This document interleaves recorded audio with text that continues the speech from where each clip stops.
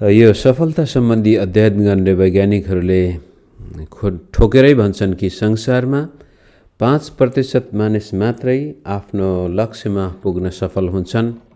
100 जनामा 95 जना बाटो बिराइहाल्छन्, हराइहाल्छन्। र नभन्दै त्यो नियम हाम्रै व्यक्तिगत जीवनमा पनि लागू हुन्छ। कुनै पनि क्षेत्रमा सफलता हासिल गर्ने सुरुवात दौड्नको लागि 100 जनाले सुरु गरेको थियो भने अन्तिममा 5 जना आफ्नो लक्ष्यमा पुग्छन्, चाहिँ 10-15 जना आधा बाटोतिर पुग्छन् र अधिकांश चाहिँ आधा बाटोभन्दा तलै हुन्छन्। मिडियोकर लाइफ हुन्छ, त्योभन्दा पनि तलै हुन्छन्। कतिजना निकै बेहालमा हुन्छन्। र यो सफलतामा नपुग्नुको एउटा कारण, प्राय सबैको जीवनमा यो लागू हुने कारण हो। अंग्रेजीमा यसलाई हामी प्रोक्रास्टिनेसन भन्छौँ, नेपालीमा भन्दाखेरि भोलि गरौँला, आज पछि गरौँला। गर्नुपर्ने कुरोलाई तत्कालीन त्यसै समयमा गर्नुको सट्टा पछि गरौँला र आफ्नो सामनेमा जे सजिलो छ, जे गर्न गाह्रो हुँदैन, त्यतैतिर बढी समय खेर फाल्दिने। टेलिभिजनमा राम्रोसँग कुनै कार्यक्रम आइरहेछ तर आफूलाई एउटा नगरी नहुने काम थियो भनेदेखि होस् भोलि गरौँला भनेर त्यति बेलामा त्यो 1 घण्टा 2 घण्टा टेलिभिजनमा बिताइदिनु। त्यो भोलि गरौँला पछि गरौँला भन्ने वाक्यांशले, शब्दले, विचारले धेरै मानिसहरू जीवनको आफ्नो चाहेको जस्तो लक्ष्यमा पुग्न सफल हुँदैनन्। एउटा विद्यार्थी पनि जेहनदार विद्यार्थी हुन सक्छ, एकदमै धेरै दिमाग भएको विद्यार्थी हुन सक्छ, तर उसले आफूले गर्नुपर्ने काम समयमा गरेन भने त्यो बिस्तारै बिस्तारै पछि पर्दै जान्छ। आत्मिक जीवन पनि त्यस्तै हो मित्रहरू। म भोलि गरौँला भनेर, पछि गरौँला भनेर हामी बस्यौँ भनेदेखि हामी आत्मिक यात्रामा पनि जसोतसो हिँड्न त हिँडिरह हुन्छौँ, तर जुन प्रकारको आनन्दमय ख्रीष्टीय जीवन हाम्रो हुनुपर्ने हो त्यो हाम्रो हात लागेको हुँदैन। त्यसै कारण तपाईँ र मेरो आत्मिक जीवनका पक्षहरूलाई सुधार्नु पर्ने ठाउँमा आजै सुधार्नु पर्ने, निर्माण गर्नुपर्ने ठाउँमा आजै निर्माण गर्नुपर्ने र सम्बन्धको बारेमा पनि आजै अहिले नै महत्त्वपूर्ण कुरालाई पहिलो स्थान दिन सक्यौँ भने जीवनमा हामी सफल व्यक्ति बन्न सक्छौँ। नत्र भनेदेखि 5%ले मात्रै जीवनमा आफूले चाहेको जस्तो गर्न सक्छन्। त्यसमा पनि 2% मात्रै निकै सफल हुन्छन् र 1% अहिले संसारका सबै सम्पत्तिको मालिक भन्नुहुन्छ नि 1%, 1-2% मात्रै छन् भने 5%ले चाहिँ चाहेको जस्तो गर्न सक्छन्। ख्रीष्ट येशूमा विश्वास गर्ने, चर्चको कुरो गर्दाखेरि पनि चर्चलाई चाहिँ अलिक जेनरस भएर हामीले चर्चमा 100 जना विश्वासी छन् भने 20 जनाले त्यो चर्चको भार धानेको हुन्छ रे। अनि 80% चाहिँ त्यही 20 जनाले दिएको दशांश, भेटी, सक्रियता, प्रार्थना, पवित्रताको आशिषको मुनि बसिरहेका हुन्छन्। मानिलिउँ 100 जनाले 100 जना चर्चमा 100ले 100 नै आफ्नो जीवनमा पूर्ण रूपले ख्रीष्ट येशूलाई निम्तो दिएर हुनुपर्ने जीवन बिताइदियो भने त्यो चर्चमा कति उद्योगको काम हुन्छ होला। जर्मनीको एउटा सानो चर्चको उदाहरण बेला बेलामा हामी सुन्छौँ, पढ्छौँ। 1727मा त्यहाँ 300 जना पनि थिएनन् वास्तवमा त्यो चर्चको सङ्ख्या, लामो समयसम्म पनि गाउँको चर्च हो। 1727मा बडो उद्योगको काम गर्नुभयो र त्यसपछि त्यहाँका सम्पूर्ण विश्वासीहरू ख्रीष्ट येशूमा यति समर्पित भए कि 8-9 वर्षका बालबालिकाहरूमा पनि बडो उद्योगको परिवर्तन आउँदछ र त्यो चर्चले 100 जना पनि सदस्य नभएको चर्चले आफ्नो इतिहास कालमा 300 जना मिसनरी पठाएको उदाहरण हामी देख्दछौँ। कारण साँच्चै त्यहाँ ख्रीष्ट येशूमा जुन प्रकारको जीवन बिताउनु पर्ने हो त्यो भोलि बिताउला, पर्सि बिताउला भन्नुको सट्टामा आजको दिन पूर्ण रूपले ख्रीष्ट येशूमा समर्पित गरेर जीवन अगाडि जाँदाखेरि त्यो क्रिस्चियन जीवन वास्तवमै आनन्दमय क्रिस्चियन जीवन हो। आज रोमी 8को 28देखि लिएर 39सम्म हामी सिद्ध्याउनेछौँ। यो चाहिँ रोमीको किताबको एउटा उत्कर्ष स्थान हो। क्रिस्चियन जीवनमा पनि यो यस्तो एउटा अवस्था हो जसमा आएर हामी भनौँ हामी साँच्चै नै सफल क्रिस्चियन जीवन भएका छौँ। हामी साँच्चै नै ख्रीष्ट येशूमा सार्थक भएका छौँ। हामीले विश्वास गरेको अर्थ लागेको छ। अब मलाई ख्रीष्ट येशू बाहेक अरू कुनै कुरो आवश्यक छैन भनेर त्यो स्वर्गीय सन्तुष्टिको पनि उच्च सीमा, स्वर्गीय सहायताको पनि उच्च सीमा र यसै संसारमा ख्रीष्ट येशूको निम्ति बन्नुपर्ने ज्योति र नुन हामी बनेको अवस्था हो। यो चाहिँ आउनुहोस् हामी 28 पदबाट पढ्दै जाउँ। अब 28 पद प्राय सबैले कण्ठ गरेको हुन्छ। रोमी 8को 28 भन्ने बित्तिकै हाम्रो मगजमा त्यो त्यत्तिकै बसेको हुनुपर्छ। गर्नु भएको छैन भने त्यो बेग्लै कुरा हो। सायद अझै पनि तपाईँ त्यो 5% पढ्नु भएन कि नत्र भनेदेखि रोमी 8को 28 त प्राय सबैको जिब्रोमा हुन्छ। तापनि हामी पढौँ। हामी जान्दछौँ उहाँलाई प्रेम गर्नेहरू र उहाँका अभिप्राय अनुसार बोलाइएकाहरूका निम्ति हरेक कुरामा परमेश्वरले भलाइ नै गर्नुहुन्छ। जसलाई उहाँले पहिलेबाटै चिन्नु भएको छ उहाँले तिनीहरूलाई आफ्ना पुत्रको रूप समान बनाउनलाई धेरै भाइहरूमध्ये उहाँ चाहिँ ज्येष्ठ हुन् भनेर अघिबाटै नियुक्त गर्नुभयो। जसलाई उहाँले अघिबाटै नियुक्त गर्नुभयो तिनीहरूलाई उहाँले बोलाउनु पनि भयो र जसलाई उहाँले बोलाउनु भयो तिनीहरूलाई उहाँले धर्मी पनि ठहराउनु भयो र जसलाई धर्मी ठहराउनु भयो तिनीहरूलाई उहाँले महिमित पनि पार्नु भयो। हामीले यसमा के भन्ने त यदि परमेश्वर हामीतर्फ हुनुहुन्छ भने हाम्रो विरुद्ध को हुन्छ? जसले आफ्नै निज पुत्रलाई बाँकी राख्नु भएन तर हामी सबैका निम्ति उहाँलाई दिनुभयो कि उहाँले हामीलाई सबै थोक पनि उहाँकै साथमा दिनुहुने छैन र परमेश्वरका चुनिएकाहरूका विरुद्धमा कसले अभियोग लाउने छ? धर्मी ठहराउने परमेश्वर नै हुनुहुन्छ भने दण्डको आज्ञा दिने को हो? मर्ने त ख्रीष्ट येशू हुनुहुन्छ जो मरेकाहरूबाट जीवित पारिनु भयो र परमेश्वरको दाहिने बाहुलीतर्फ हुनुहुन्छ र हाम्रा निम्ति मध्यस्थ पनि गर्नुहुन्छ। कसले हामीलाई ख्रीष्टको प्रेमबाट अलग गर्ने? के सङ्कष्टले अथवा दुःखले वा खेदोले वा अनिकालले वा नग्नताले अथवा तरवारले वा खतराले? यस्तो लेखिएको छ, तपाईँको खातिर हामी दिनभरि मारिन्छौँ, काटिने भेडाहरू जस्तै हामीहरू गनिएका छौँ। होइन, यी सबै कुरामा हामीलाई प्रेम गर्नुहुनेद्वारा हामी विजेताहरूभन्दा पनि अझ बढी छौँ।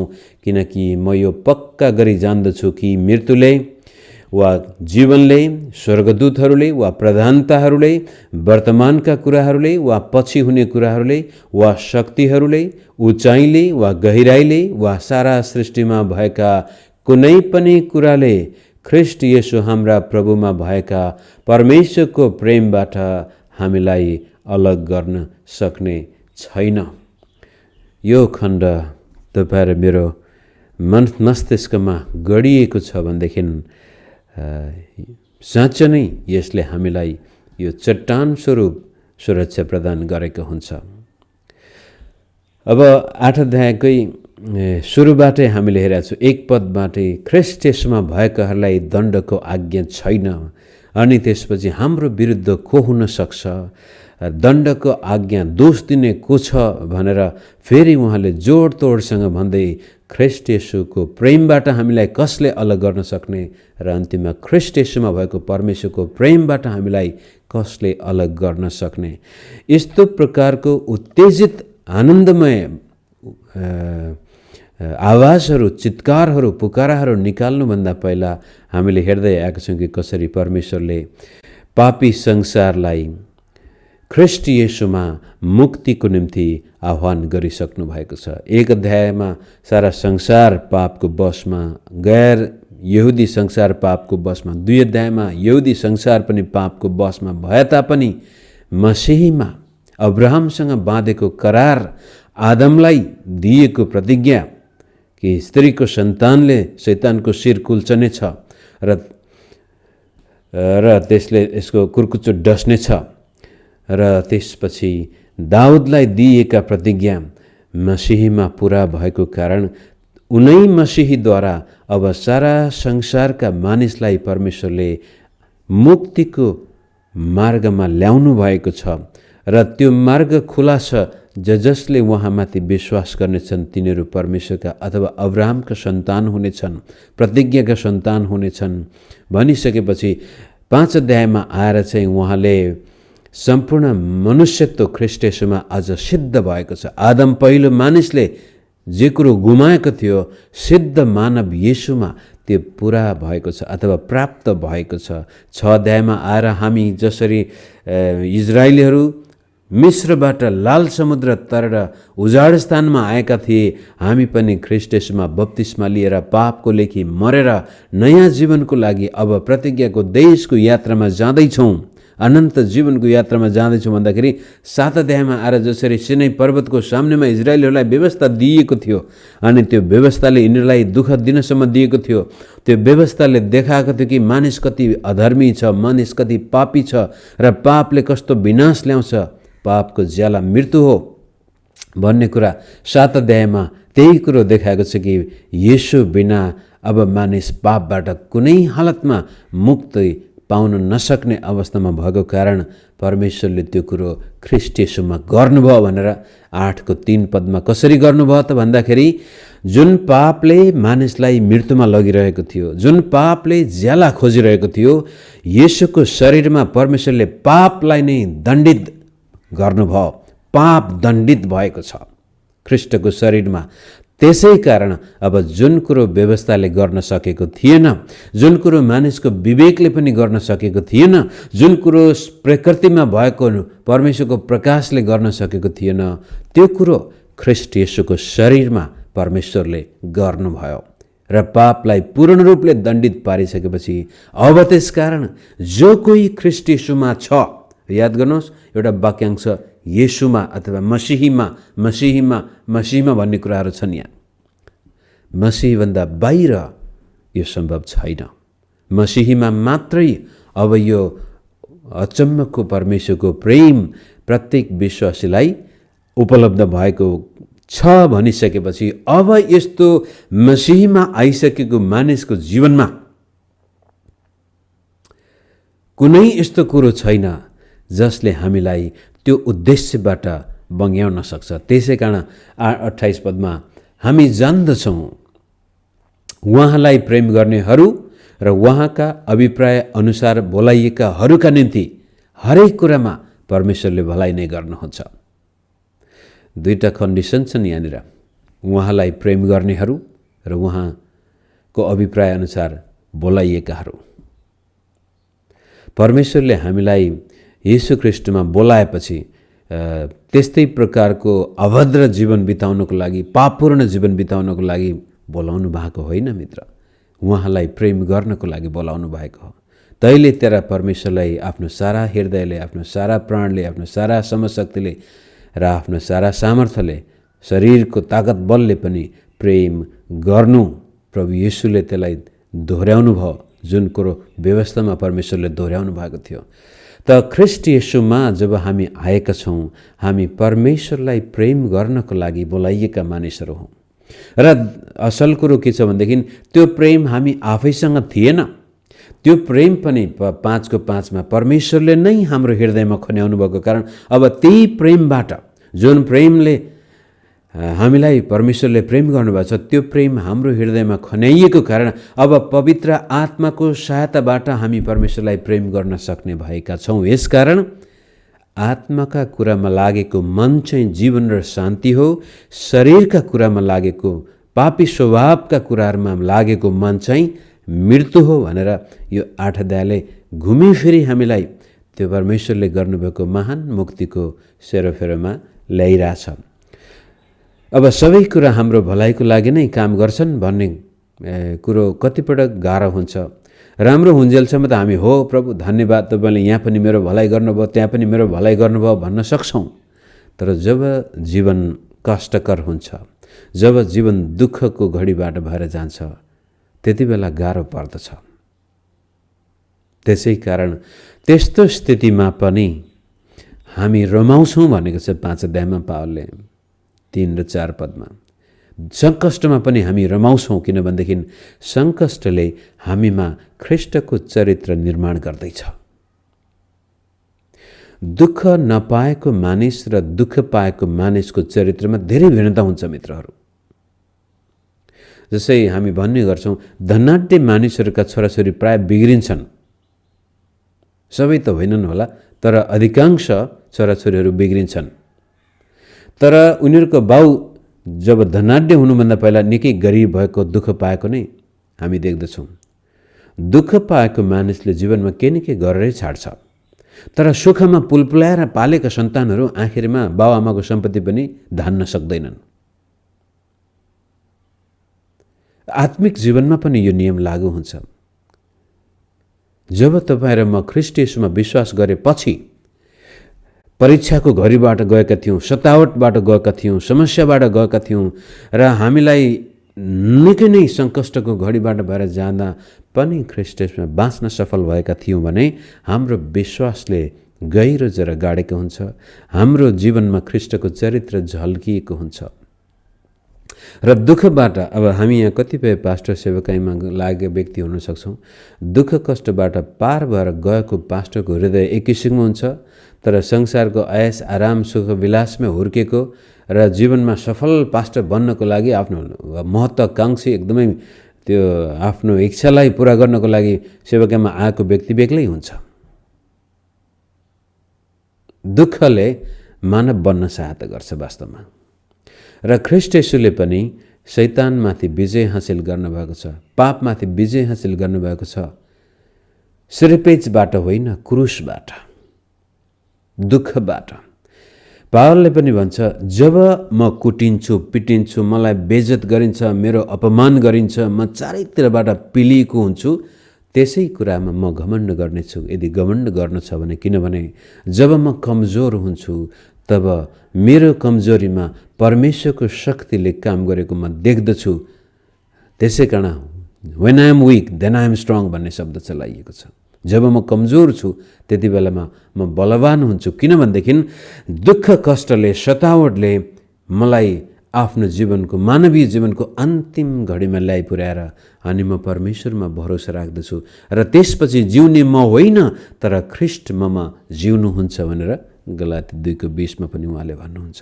अनि जब ख्रीष्ट हामीमा जिउनुहुन्छ भनेदेखि त्यसपछि उहाँले सबै कुराहरू हाम्रो भलाइको लागि नै प्रयोग गर्नुहुन्छ।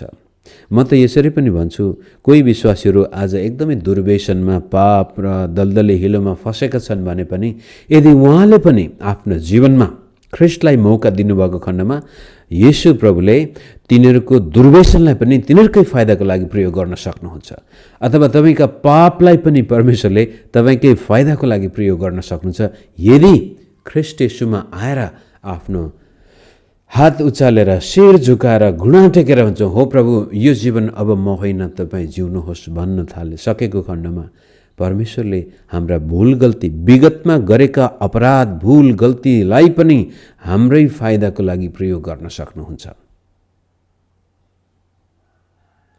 त हाम्रो विरुद्धमा त्यसै कारण 34 पदमा अब कसले दोष लाउने त, कसले अभियोग लाउने, कसले हामीलाई दण्डको आज्ञा दिने, कसैले पनि।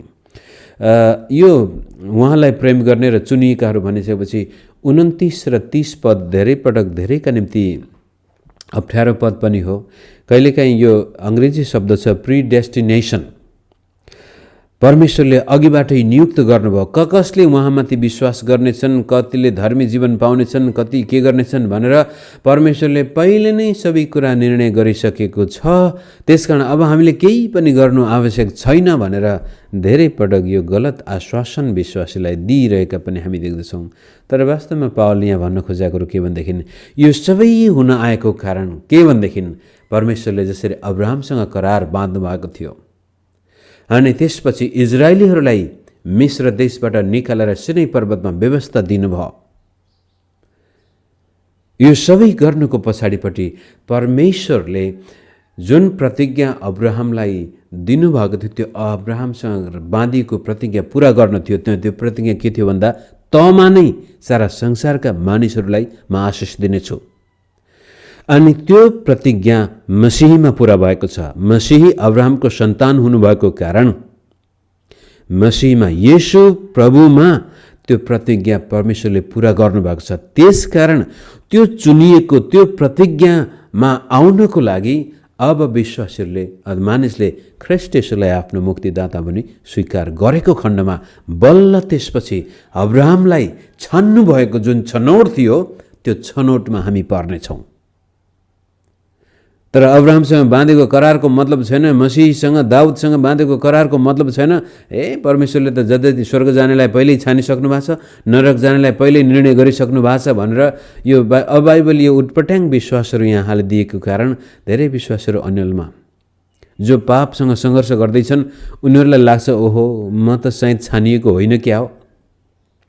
विलियम कुपर भन्ने एउटा बेलायती विद्वान थिए। उनले धेरै पटक पवित्र जीवन बिताउन प्रयास गरे, सकेनन्। त्यति बेलामा बेलायतमा विशेष गरी यो प्रिडेस्टिनेसन शिक्षा निकै प्रभावशाली थियो। त्यहाँ यसरी प्रचार गरिन्थ्यो कि जबसम्म यदि परमेश्वरले तपाईँलाई छानेको छैन भने तपाईँलाई सुसमाचार सुनाएको केही कारणै छैन। मिसनरी पठाउने कुरामा पनि विरोध हुँदै थियो।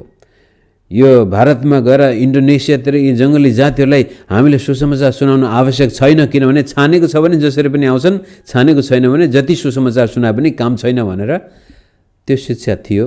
अनि विलियम कुपर पनि पवित्र जीवन बिताउन असमर्थ भएपछि 3-4 पल्ट उहाँले आत्महत्या गर्ने प्रयास गरेको छ। यसै नरक जाने त्यसै नरक जाने, यहाँ किन ढिलो गर्ने, छिट्टै नरक जाने भनेर आत्महत्या गर्न पुगेका छन्। धेरै विश्वासीहरू पापसँगको सङ्घर्षमा निराश हुन्छन् यो प्रिडेस्टिनेसनलाई गलत प्रकारले बुझिदिँदाखेरि।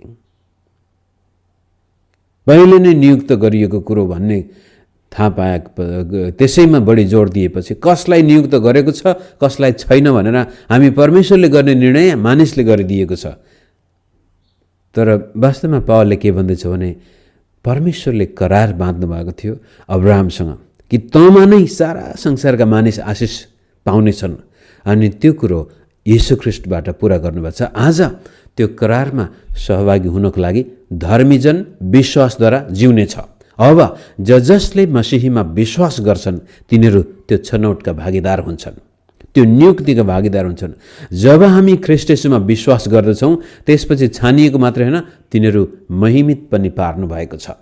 फेरि पढौँ 30 पद। जसलाई उहाँले अघिबाटै नियुक्त गर्नुभयो तिनीहरूलाई उहाँले बोलाउनु पनि भयो, र जसलाई उहाँले बोलाउनु भयो तिनीहरूलाई धर्मी पनि ठहराउनु भयो। यो चाहिँ धर्मीजन विश्वासद्वारा जिउने छ। र जसलाई धर्मी ठहराउनु भयो तिनीहरूलाई उहाँले महिमित पनि पार्नुभयो।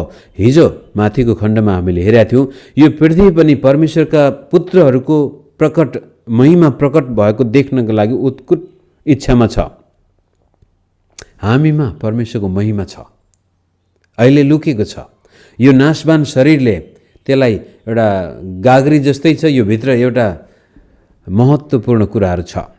तर एक दिन यो गाग्री फुटेर नयाँ स्वरूपमा त्यो महिमा प्रकट हुनेछ। त यसरी हेर्दाखेरि येशू ख्रीष्टमा परमेश्वरले भविष्यमा गर्ने कुराहरू पनि अग्रिम रूपले हाम्रो भइसकेका छन्। अहिले नै हामी ख्रीष्ट येशूमा धर्मी ठहरिएका छौँ, ख्रीष्ट येशूमा महिमित पनि ठहरिएका छौँ। येशू प्रभुको महिमा हामीमा वास गर्दछ, अर्थात् पवित्र आत्मा हामीमा वास गर्नुहुन्छ। जहाँ पवित्र आत्माको वास त्यहाँ परमेश्वरको महिमाको वास। जसै उजाड स्थानमा भेटु नेपालमा प्रभुको महिमा बादलको रूपमा आउँदथ्यो, सोलोमन राजाको मन्दिरमा बादलको रूपमा परमेश्वरको महिमा, त्यो नै पवित्र आत्माको उपस्थिति हो। र तपाईँ र मेरो शरीर आज पवित्र आत्माको मन्दिर भएको कारण हामीमा परमेश्वरको महिमा, हामी त्यो महिमित स्थानमा पुगिसकेका छौँ भने पनि हुन्छ। तर पूर्ण रूपले त्यो महिमा प्रकट भएको छैन र सारा सृष्टि त्यो दिनको लागि पर्खिरहेको छ। र हामी यस किसिमले येशू ख्रीष्टमा जब विश्वास गर्दछौँ त्यसपछि हामी अघिबाट नियुक्त गरिएको, बोलाइएको, धर्मी ठहरिएको र पवित्र ठहरिएको व्यक्ति बन्दछौँ र महिमित ठहरिएको व्यक्ति पनि बन्दछौँ। समय गइसकेछ। त्यसपछि अरू एउटा रोमी 8 अध्यायको 31-32 पद। यदि परमेश्वर हामीतर्फ हुनुहुन्छ भने हाम्रो विरुद्ध को हुन सक्छ? यो चाहिँ तपाईँ मेरो छिमेकीसँग भएको दुश्मनीको बारेमा कुरा गरे होइन। अनि तपाईँलाई कसैले निकै हेला गरेको थियो अनि त्यसपछि त्यसलाई त पख्न परमेश्वर मेरो तर्फ हुनुहुन्छ, त्यसलाई त उहाँले ठिक गर्नुहुन्छ भन्नु खोजे होइन कि अब मुक्तिको बारेमा, पवित्रताको बारेमा, शुद्धताको बारेमा, पापको बारेमा हाम्रो विरुद्ध कोही हुन सक्दैन। ख्रीष्ट येशूबाट कुनै पनि कुरोले हामीलाई अब अलग गर्न सक्दैन। कारण येशूको शरीरमा पाप पूर्ण रूपले दण्डित भइसकेको कारण जब म येशूको सामनेमा गएर उहाँलाई आफ्नो मुक्तिदाता भनी स्वीकार गर्दछु, त्यसपछि अब मेरो विरुद्धमा कुनै पनि प्रकारको शक्ति व्यक्ति वस्तु तत्त्व छैन जसले त मुक्ति नपाएको व्यक्ति होस्, त नरकमा जान्छस्, त परमेश्वरको दुश्मन होस् भन्न सक्दैन। कारण स्वयं परमेश्वर अब हामी तर्फ भन्नुभयो हामीमा भइसक्नु भएको कारण अब हामीलाई परमेश्वरबाट त्यसपछि फेरि 31 पढिसकेपछि 32 यो चाहिँ तपाईहरु मेरो जीवनका हरेक क्षेत्रमा लागू हुन सक्छ। जब पापबाट त्यस्तो गजबले हामी परमेश्वरसँग मिलापमा आइसकेको कारण अब 32 पद चाहिँ तपाईँ मेरो दैनिक जीवनका कुराहरूमा पनि लागू हुन सक्छ। यो हुन त हाम्रो मुक्तिको बारेमा नै पावलले बढी जोड दिएर बोल्नु भएको कुरो हो, जसले आफ्नै निज पुत्रलाई बाँकी राख्नु भएन तर हामी सबैका निम्ति उहाँलाई दिनुभयो कि उहाँले हामीलाई सबै थोक पनि उहाँकै साथमा दिनुहुने छैन र अवश्य दिनुहुनेछ। यसलाई रेटोरिकल क्वेश्चन भन्छौँ। यसको जवाब यसैभित्र हुन्छ र जवाब चाहिँ सकारात्मक हुन्छ। यस्तो प्रश्न सोधिएपछि जवाब जहिले पनि हो, हुन्छ, गर्नुहुन्छ भन्ने हुन्छ। र त्यसकारण अब यो आत्मिक कुराहरू हुन् चाहे भौतिक कुराहरू हुन्, ख्रीष्ट येशूमा सबै कुराहरू हाम्रो लागि साँचिएका छन्। येशू प्रभुले मत्ती 7 को 7 देखि 11 पदसम्म पनि त्यही कुरो भन्नुभयो, तिमीहरू दुष्ट मानिस भएर आफ्ना छोराछोरीलाई उत्तम कुराहरू दिन्छौ भने तिमीहरूका स्वर्गमा हुने पिताले के तिमीहरूलाई अझ असल थोक दिनुहुने छैन र? अवश्य दिनुहुनेछ। यहाँ चाहिँ मुक्तिको सवालको कुरो गर्दाखेरि, धार्मिकताको सवालको कुरो गर्दा, पवित्रताको कुरो गर्दाखेरि यसको लागि सबै कुरा ख्रीष्ट येशूमा हामीलाई पर्याप्त दिइसकिएको छ। अब कुनै कुराको आवश्यकता छैन त्यहाँ। दण्डको आज्ञा दिने को अनि यति भनिसकेपछि त्यसै कुराको येशू ख्रीष्टको प्रेमबाट हामीलाई कुनै कुरोले अलग गर्ने छैन भनिसकेपछि यो भजनसङ्ग्रह 44 तपाईँले पढ्नुभयो भनेदेखि त्यहाँ कोट गरेको छ 36 पदमा, तपाईँको खातिर हामी दिनभरि मारिन्छौँ, काटिने भेडाहरू जस्तै हामीहरू गनिएका छौँ। संसारको लागि अथवा शैतानिक शक्तिको सामनेमा पनि हामी यस्ता कमजोर व्यक्ति देखिन सक्छौँ। भजनसङ्ग्रह 44ले परमेश्वरले गर्नुभएको महान मुक्तिको बयान गरिसकेपछि फेरि भन्दैछ, हेर आज हामी प्रभु, आज तपाईँको नाउँको खातिर हामी अपहेलित भएका छौँ, हाम्रो बेइज्जत भएको छ, हामीलाई यस्तो दुःख दिएको छ र पनि हामी आफ्नो ताकत बल शक्तिमा भर पर्दैनौँ। हे परमेश्वर, हामी तपाईँमा नै भर पर्दछौँ। हामी यस्ता असहाय व्यक्ति हौँला मानिसको नजरमा, तर तपाईँकै बाहुली मुनि हामी सुरक्षित छौँ। त्यही कुरोलाई पावलले यहाँ पाप र अधर्मको सामनेमा सायद हामी असहाय थियौँ, पापको शक्तिबाट हामीले कहिल्यै छुटकारा पाउन सक्ने अवस्था थिएन, तर परमेश्वरले ख्रीष्ट येशूमा त्यो गर्नुभएको कारण अब हामीलाई परमेश्वरको प्रेमबाट कुनै पनि कुरोले अलग गर्न सक्दैन। अनि यहाँ पृथ्वीका सङ्कष्ट हुन्, चाहे स्वर्गदूतको शक्ति होस्, चाहे भविष्यका कुरा हुन्, सबै कुराहरू भूतकाल होस्, वर्तमानकाल होस्, भविष्यकाल, कुनै पनि समयमा अब हामीलाई परमेश्वरमा ख्रीष्ट येशूमा भएको परमेश्वरको प्रेमबाट अलग गर्ने छैन। किनभनेदेखि 37 पद, होइन यी सबै कुरामा हामीलाई प्रेम गर्नुहुनेद्वारा हामी विजेताहरू भन्दा पनि अझ बढी छौँ। यो मौका प्रभुले हामीलाई दिनुभएको छ। कलस्सीको किताबको 2 अध्यायको 13, 14, 15 पदले पनि त्यही कुरो बयान गरेको छ कि जसरी येशू प्रभुले शैतानिक शक्तिलाई र संसारलाई र व्यवस्थाका सबै डिमान्डहरूलाई कल्वरी क्रुसमा खोलमखोला त्यसको तमासा बनाइदिनु भएको छ, आज हाम्रो सामनेमा पनि पापको शक्ति, शैतानिक शक्तिलाई हामीले तमासा बनाइदिएका छौँ। अब त्यसको कुनै पहुँच छैन हाम्रो जीवनलाई बसमा पार्ने। यस्तो स्वतन्त्रता हामीले पाइसकेपछि अब फेरि पापको बन्धनमा जानु कति ठुलो मूर्खता हो। त्यसैकारण माथि 26-27 पदमा पनि पवित्र आत्माले नै हाम्रा दुर्बलतामा हामीलाई सहायता गर्नुहुन्छ। यो तथ्यलाई जब इसाई विश्वासीहरूले साँच्चै स्वीकार गरेर आफ्नो विश्वासको यात्रा अगाडि बढाउँछन् भनेदेखि त्यो जीवन रहरलाग्दो जीवन हुन्छ, त्यो जीवन स्वतन्त्र जीवन हुन्छ र दुःख कष्टमा पनि हामी अर्थ पाउन सक्छौँ र हारेको जीवन होइन, विजयी जीवन ख्रीष्टमा दिएको छ। संसारमा मानिस हाम्रो विरुद्धमा आओस्, शैतानिक शक्ति विरुद्धमा आओस्, सांसारिक शक्ति विरुद्धमा आओस्, परिस्थितिहरू प्रतिकूल बन्दै जाउन्, शरीरले धोका दियोस्, आर्थिक रूपले हामीले कङ्गाल हुनु परे तापनि हाम्रो अन्तस्करणमा वास्तविक जो मनुष्यत्व छ त्यो कहिल्यै हार खाँदैन। आज नभए भोलि प्रभुले मलाई उठाउनुहुन्छ। यसै संसारमा रहन्जेलसम्म यो विजेताभन्दा महान जीवनमा जिउनेछु भन्ने विश्वासका साथ हामी अगाडि गयौँ भनेदेखि म भन्छु असीमित जीवन हामी जिउन सक्छौँ। तर पापलाई हाम्रो जीवनमा ठाउँ दिएका छौँ। शैतानलाई काम गर्नको लागि एफिसी 4:27 शैतानको लागि ढोका खोलिदिएका छौँ भने यस्तो स्वतन्त्र जीवनबाट पनि शैतानले हामीलाई चोर्न, मार्न र नाश गर्न, शैतान के को लागि आउँछ? ऊ त चोर्न, मार्न र नाश गर्न। तर म त तिमीहरूलाई जीवन दिन आएको हुँ, प्रशस्त जीवन, अनन्त जीवन, असीमित जीवन दिन आउनुभएको हो। र यदि आज कोही बन्धनमा छ भने शैतानको शक्तिले पनि होइन, पापको शक्तिले पनि होइन, संसारको शक्तिले पनि होइन, मानिस पनि हाम्रो शत्रु भएको कारण होइन। तपाईँ र मैले आफ्नो जीवनमा कता कता शैतानलाई काम गर्ने ढोका खोलिदिएका छौँ। अनि एफिसी 4 शैतानको निम्ति ढोका खोल्ने एउटा माध्यम हो रिस। घाम अस्ताउन अघि नै तिम्रो रिस मरोस् भनेको छ त्यहाँनिर। रिस जब तपाईँको हुन्छ, चाहे त्यो आफूसँग होस्, चाहे विगतमा जसले दुर्व्यवहार गरेको थियो त्यो व्यक्तिसँग होस्, लोग्ने स्वास्नीसँग, आमा बाउ छोराछोरी कसैसँग रिस छ भने त्यसले शैतानको लागि ढोका खोल्दो रहेछ।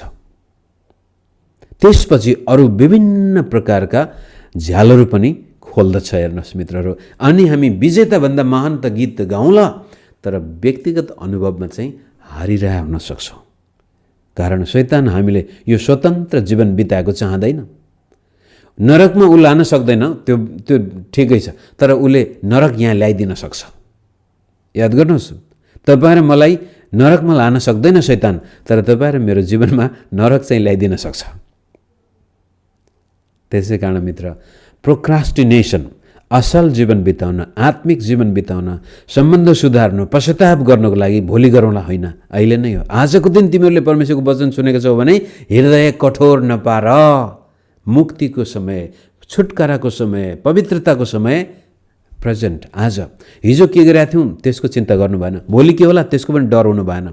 तर अहिले म प्रभुको सामनेमा छु भनेदेखि त्यो समयमा आफ्ना सबै कुराहरू प्रभुको हातमा राखेर त्यो विश्वास साथ, धन्यवाद परमेश्वर, म जस्तो नालायकलाई पनि तपाईँले यस्तो विजेताभन्दा नि महान बनाउनु भएको रहेछ भनेर त्यो विश्वासको उद्गार हाम्रो मुखबाट निकल्दै प्रभुमा अगाडि गऱ्यौँ भनेदेखि ईसाई जीवन वास्तवमै आशिषित जीवन हुनेछ।